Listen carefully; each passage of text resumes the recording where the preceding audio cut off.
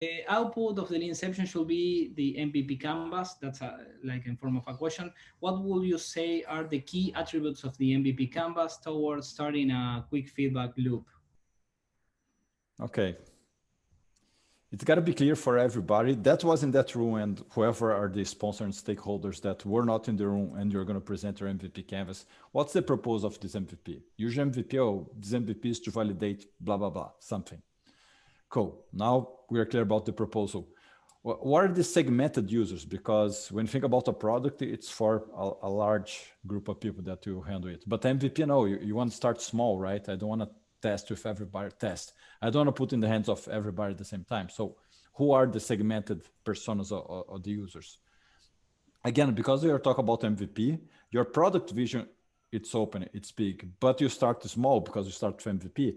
So you need to be clear about what part of the journey or what is the experience that I'm improving for those users, because later on you will definitely do more journeys and more improvements, right?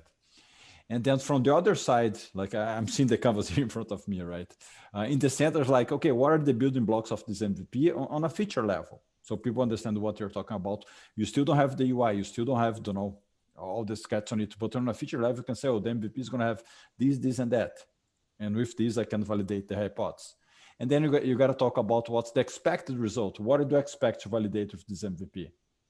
In expected result, you also have 2 points. One, you're giving something usable to the user. So expect that the user use it. So you need to measure it. And 2, you also expect the learning because you're working with MVP, it's build, measure, learn cycle. So you need to learn something to decide what's the next step you're going to do in your product development.